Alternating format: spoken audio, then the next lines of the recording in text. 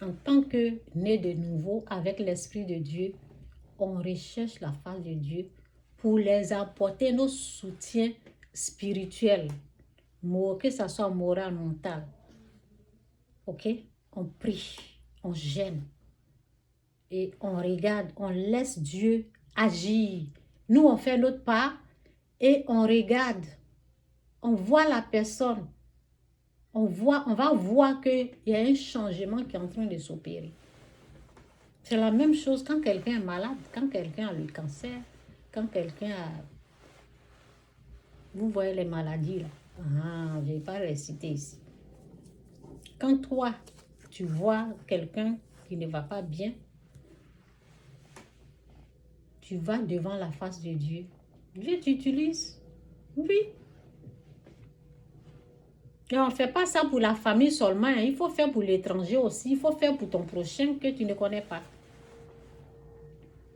C'est ça. Donc, ce sont des sacrifices. Ce sont des choses.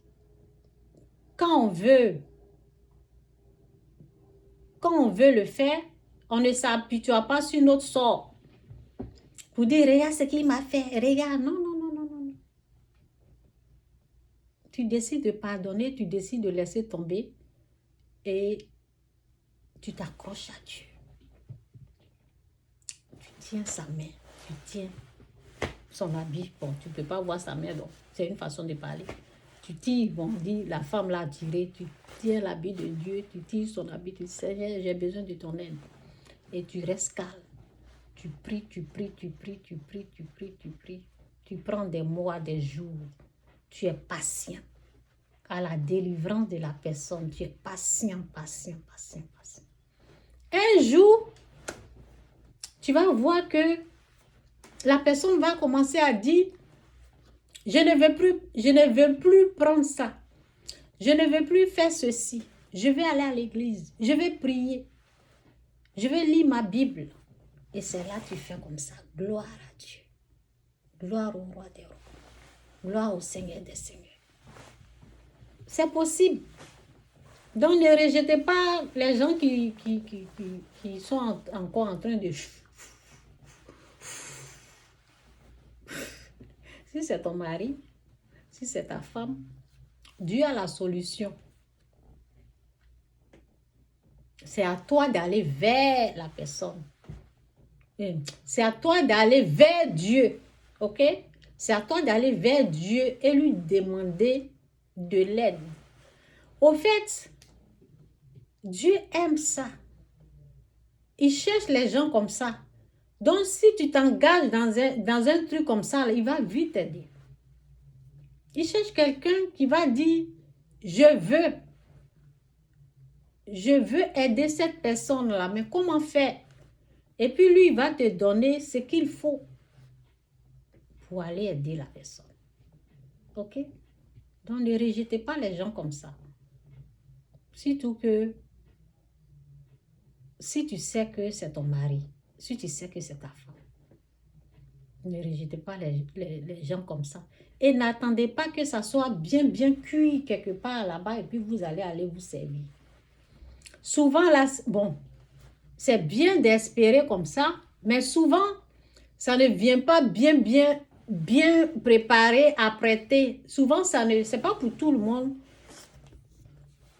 qui sont bien prêts, apprêtés, bien préparés, bien, et puis tu reçois, hein. Il y a les gens là, c'est dans la boue. Il y a les gens là, c'est encore dans la boue. C'est pas pour tout le monde qui est prêt.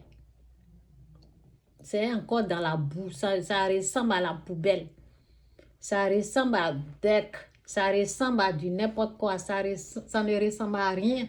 Il y a des gens là, ça ne ressemble à rien pour le moment. Il faut du travail. On a besoin d'un petit pouce, d'un peu de sacrifice pour aider, pour prier, pour dire oui, je laisse tomber. Il m'a fait ça là, mais je laisse tomber, Seigneur. Il a fait ça là, mais je sais que ça ne vient pas de lui. Il a fait ça, il est dans ça là, je sais qu'il ne fait pas par exprès. il faut reconnaître que ce n'est pas par... Il faut reconnaître que ce n'est pas par exprès. Hein.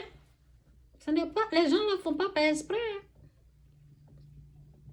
Je sais que ce n'est pas par exprès. Je sais que la personne a besoin de ma main. La personne a besoin de mon aide. Je vais me sacrifier. Je vais prier. Je vais gêner. Je vais lui apporter mon aide, Seigneur. C'est toi qui dois m'aider pour le faire. Donne-moi cette force. Accorde-moi cette grâce pour aider mon prochain. Dieu va t'aider. Dieu aime ça. Dieu va t'aider. Dieu va t'apporter son aide et tu vas l'aider. Et quand tu vas faire, tu vas prendre note. Comment tu as fait. Quand il y a un petit qui... quand le jeune homme m'a contacté, où est le livre là? C'est un jeune. Quand il m'a contacté, j'ai seulement un jour, je suis tombée sur une vidéo comme ça, de la folie, sur les réseaux. J'ai visionné la vidéo, mais c'est là que j'ai dit, mais je peux aider. Je peux, ça là même, je pense que je peux. Et j'ai fait une vidéo. J'ai dit comment être délivré de la folie. Et puis j'ai parlé un peu seulement là-bas. Il y a une personne qui est tombée sur ça. Et la personne m'a contacté. C'est à partir de là, que j'ai écrit ça. Là. Donc, quand la personne m'a contacté, j'ai commencé. C'est un enfant. Peut-être il avait 19 ans, 18 ans, 17 ans. Il n'avait pas 16 ans. Peut-être 18 ans, 19 ans. Il était au collège. Il n'était pas à l'université encore. Un enfant intelligent comme ça. Qui m'appelle. Qui m'écrit d'abord. Et puis moi, je l'ai contacté. Et l'enfant me dit, ça ne va pas. Je lui ai dit, bon, fais ça, fais ça, fais ça.